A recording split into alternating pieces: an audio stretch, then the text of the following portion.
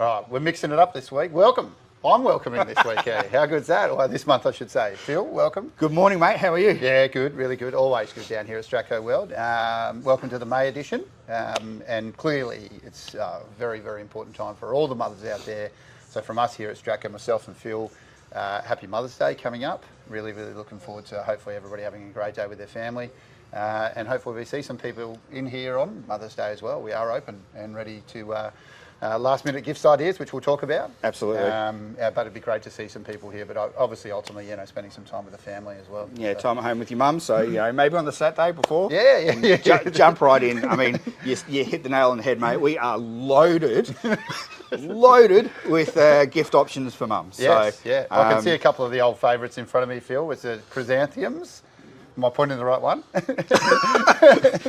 I don't think you could go wrong because both of them are chrysanthemums. Okay, absolutely. Both chrysanthemums. So we've got sort of a couple of different options, just size-wise. So nice large single flowers versus sort of the more traditional double flowers. Yep. And then some great gift ideas, which we were talking about. I think we alluded to last time, where we got some pre-potted stuff for that very, very simple, easy gift, but. The team have done some really good stuff here, repotting some stuff and lining it ready to go. But that one's an interesting on the front. Is that an orchid? It is, absolutely. So Phalaenopsis or moth orchid, depending on sort of what you want to call it. Which are brilliant.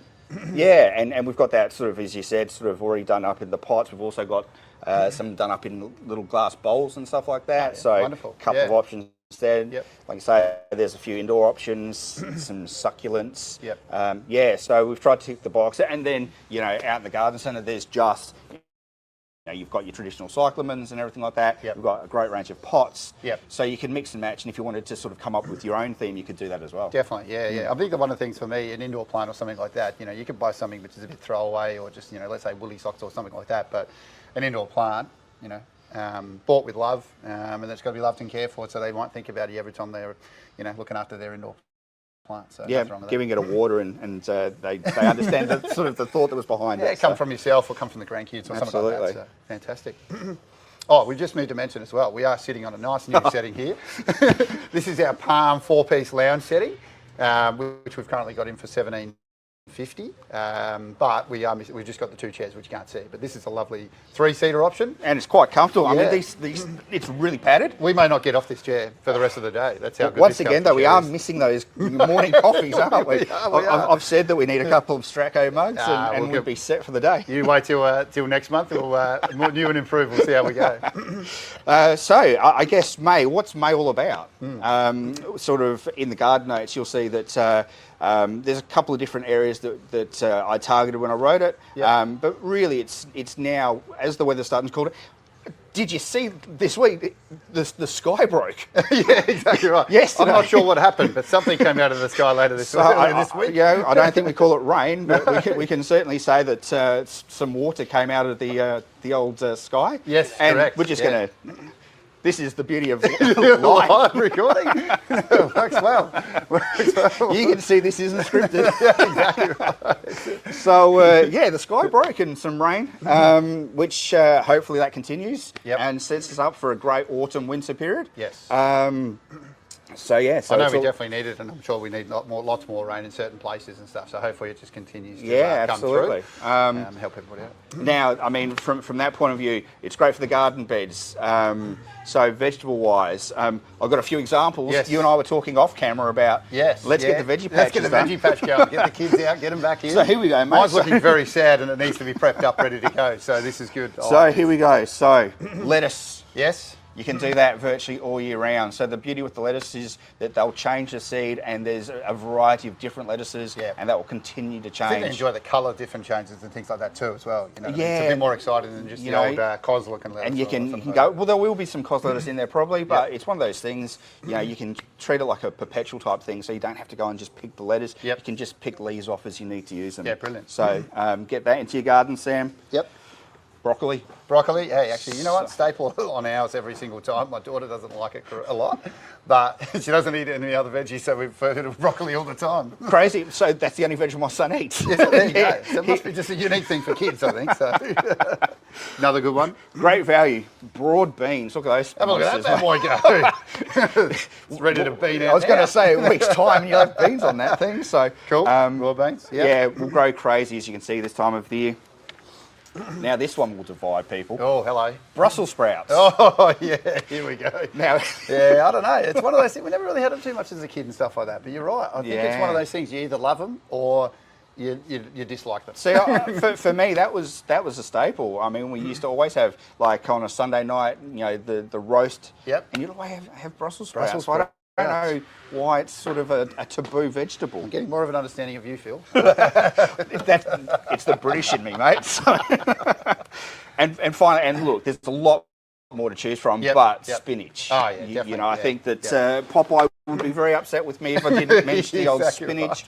Right. And a good alternative to lettuce, to be honest. Like if you're just trying to change it up and not necessarily want to load a lettuce into a sanger or something like that, or a baguette or something. Yeah, and you can always throw it in if you do a pasta dish and stuff like that. You know, great with breakfasts as well, like, you know, cooked breakfast, things like that. Just, really? Yep, cook them down. Lovely. There you go. Cooking with Sam and Phil. That's exactly right. So we might have to change this up. Yeah, exactly right. So vegetable gardens, we talked all about that in the notes. Yep.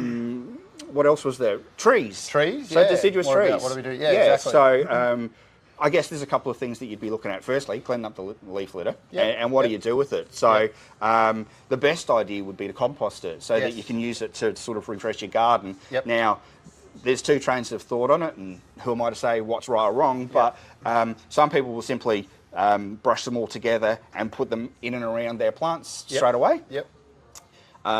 That does come with the risk of robbing the soil of nitrogen, but it's a valid way of getting rid of your leaves. Yeah, I think the safest way of doing it. I think the safest way to do it would be to put them into a compost bin, compost them down, and then use that compost to dig into the soil. But you know, it's two different ways to use the leaf litter. From there, it's probably getting to the time that you'd start to think about doing the pruning. You know, through a lot of the warm weather, certainly summer, we talk about not pruning trees or light pruning trees. Now, if you need to do like major surgery, you know, removing big branches, damaged branches, whatever it should be, this is the time to be looking to do it. So I guess you know, get yourself you know, your nice handsaw or chainsaw out, make sure it's nice and sharp, clean, so that you don't bring in any disease. But yeah, if you're going to do it, you know, the next, I'd say 2 months would be the time to try and get in and do it. It was interesting, I was in the garden, I did trimmed out and shaped a few of my nandinas and that the other day, but then with that last little heat spurt, we've just got all these new shoots already. Oh, how cool is that? It's insane, and it's such a different colour. Like it's vivid when it pops out with the new ones. And same deal. Like I mean, if you talk about colour in the garden, Nandinas is probably a staple. Like you know, you would expect them to start, you know, showing that redness that they get any time now. So that'll be no, that's what it is. All these new some bright red that's popping out, and they look fantastic. Yep. So it's common for some varieties of plants and stuff to just change colour during the seasons. That's the idea. Yeah. So with some, obviously. Yeah. Well, it's either to do with either a temperature change, or some of the time it's to do with the amount of light that's available. Okay. So those sorts of things will certainly have an effect on them. Lawns. So we can't ever talk about anything but lawns in this. So there's not a lot to be doing at the moment. You know, off camera we were talking about sort of have you missed the opportunity to feed? Right now is the time to be thinking about sort of that last minute liquid feeding. So if you do want to sort of get a little bit, you know, of a boost, I mean, there's still warm weather around, we had a bit of rain, so those sorts of things may lead to a little bit of extra sort of greening up. So use a liquid fertiliser to try and do it. But I think the most important part for this time of the year would be to look at trying to aerate the lawn perhaps. You know, if you can core it, and get some extra holes into the ground, any of the rain that we might get will help to get into the soil, and that will only lead to sort of better growth in the springtime. Yeah, mine tends to certainly go dormant during winter, which is, you know, good on the water bill if the rain's around, but that's about it. Other than that, but I wouldn't mind that if it stays a little bit more greener through that period, which would be great. So. Just on another personal one, my magnolias across the front of my house. One of them, again, there's so many different colours to them when I say that, Phil. So some are like, you know, a deeper green, but then one at the end is starting to go a little bit more yellow. Yeah. Would it be maybe a lack of water thing? Because these things aren't on a normal system, so they really are pretty much either relying on me or the kids getting out there and watering it consistently, or the heavens opening. Sure. So. Magnolias are a really funny one because yellowing leaves can suggest either too wet or too dry. Yeah, right. Like okay. it's a really hard one to say, you know, it's definitely going to be this sort of thing. Yep. What it's showing is that, it's definitely had some sort of a stress on it. Okay. And therefore it's affecting the way that the leaves are on the plant. And those leaves will probably shed. Yes. I guess, you know, when people come into the store and ask those sorts of questions, we'll work through a series of questions about the watering system. Okay. You know, is it on watering? Yeah. How often do you water it? Sure. You know, because I guess the concern is that when plants are on irrigation systems, the most common thing for someone to say is that, you know, if it's the same plant, so if you've got 10 magnolias and they're in an irrigation system, you know, it's very common. Well, they all get watered the same. Yeah, we think it's consistent. Yeah, and the problem with that is that, you know, yes, they technically get watered the same, but, you know, no two plants are the same. Yeah, you know, it's like, you know, you and I eating the same, you know, amount of food each time. You know, you need a different amount of food to what I need. Yes. And so the effects would be completely different on the two of us. Okay. So you've got to be a bit mindful of that. So I'd look at how much water that particular plant is getting to see if it's adequate for it, if it has dried out, but at the same time to see whether or not in that particular spot that it's in, if the drainage is good enough for it. I'd sort of check to see if it's obviously got wet feet all the time. I mean, my advice right now would be to give it a tip prune.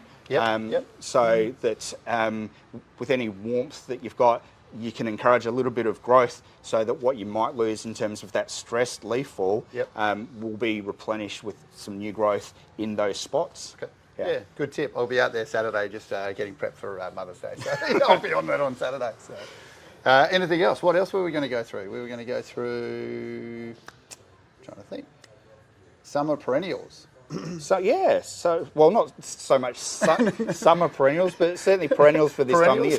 Yeah, so I mean, you know, with the sort of the heat going, all of a sudden, a lot of those softer perennials start to become more prevalent. You know, they'll bud up, they'll flower. So, you know, you'll find garden centres loaded with like late season salvias. Argranthums or, you know, daisies will be plentiful. So I mean, so there's still a bit of colour around that you can come in and grab. You know, the beauty is there's always going to be something that you can go into your garden centre for. But autumn and spring are those months or those seasons that that you can really get involved and find the colour that will sort of go in and around other plants just to set them off. And safe obviously with not the extreme heats and so forth to be able to get in there, replant, change up your garden, maintenance, all that sort of stuff. It's a good time to be doing it. Well, you can see what has worked and what hasn't worked. And I think you know, we're at a point now where we've had so many hot summers, and you'd have to say that the last summer was fairly long, and pretty unforgiving. That you know, there was probably periods of really hot days in there that we sort of may have not seen in previous summers. So I think that, you know, if your plants survived it, then they've done really well. That it means that they've got a good root system, and you know, your mulching and your watering is really good and stuff like that. But you will find pockets of little plants that perhaps suffered. And you're right, now's the time to target whatever they were and to try and figure out, you know, what it is that you might have a bit better success with. Okay, cool. Awesome. All right, I mean, that's probably it for us, but really just one last one again. All the mothers out there, happy Mother's Day for Sunday. Happy Mother's Day.